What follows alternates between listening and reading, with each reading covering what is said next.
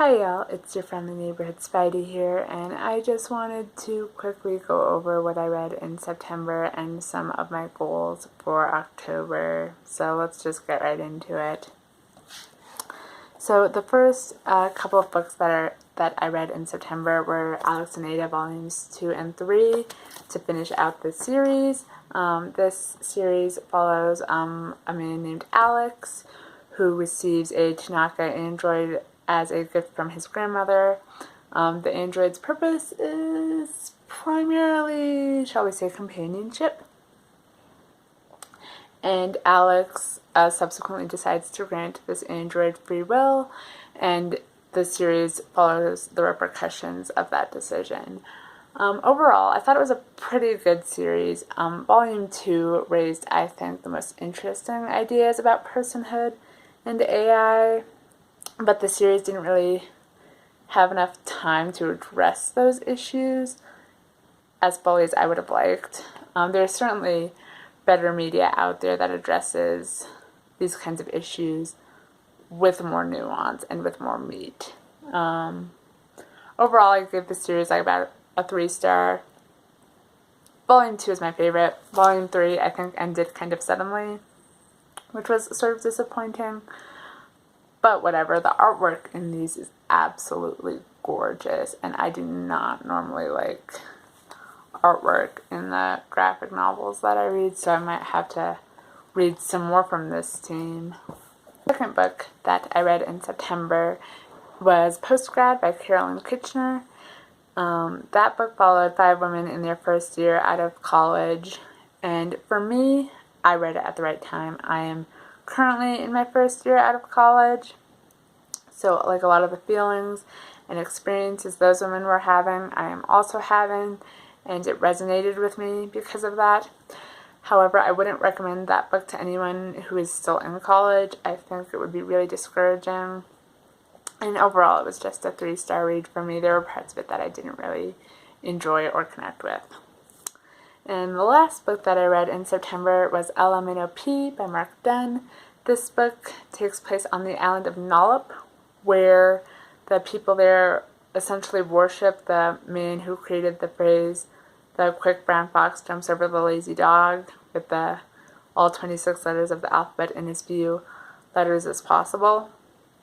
And in the center of this island, they have like a cenotaph that has that phrase on it, and letters begin falling off the cenotaph, and the High Council of this island decides that this is Nollup speaking to them from beyond, telling them to stop using these letters, and the repercussions of that. I thought this book was delightful. I absolutely loved it. It was like fun with words. It was just like a super fun concept, I think. Yeah, I gave this 4 stars. I loved it. It was so good. If I keep on thinking about it, I wouldn't be surprised if it becomes a 5-star read for me.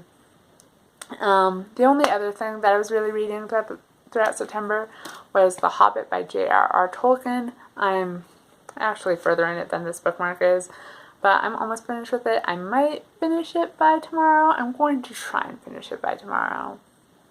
And in that case, I will still have read it in September, but I'm not going to count it just yet because I'm not finished with it just yet, and I might not finish it before tomorrow.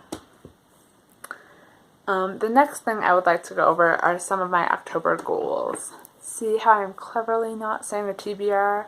Because remember, TBRs don't usually work for me, so these are goals. So I might read all of these, I might not.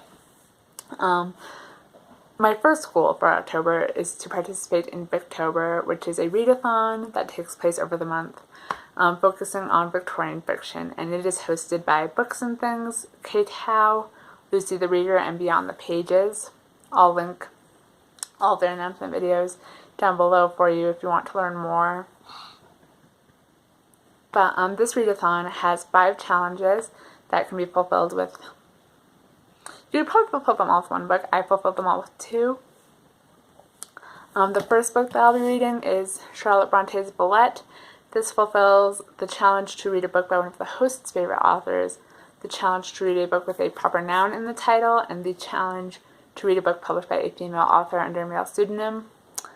And the second book that I will try to read is The Time Machine by H.G. Wells, and this fulfills the challenge to read a book from the first or last period of the Victorian era, and the challenge to read and watch a film adaptation, because I'll watch a film adaptation.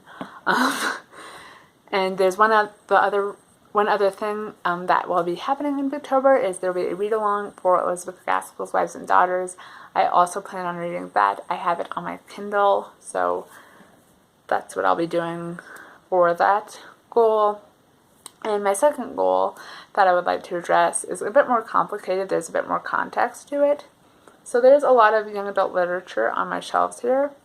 Because I've been watching BookTube for 6 years at this point, there's a lot of literature that a lot of series that I started reading, like back when I primarily watched young adult videos, and have not finished any of those series.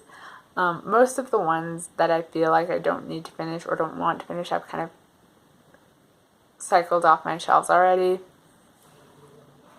And the ones that remain, even if I'm not particularly interested in them anymore, I still feel for some reason like I need to complete the series. So I'd really like to start getting through those, and I would like to make it a goal moving forward to finish one such series per month. And in the interest of that, I have decided in October to tackle Icons and Idols by Margaret Stohl. Margaret Stohl co-wrote the Beautiful Creatures series with Camus Garcia. I have read Icons previously, but I recall nothing from it, so I've actually started. I'm about 50 pages in right now. That's where I am, 50 pages in or so. Yeah, and I am honestly not super sure what this series is about. Like I said, I don't recall anything from when I first read the first book. There's aliens. And I think she has powers of some sort for some reason. I'm honestly not sure.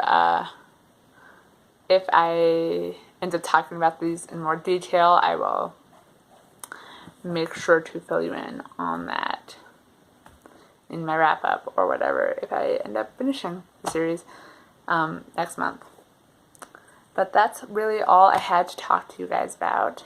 So that's it. Alright, bye.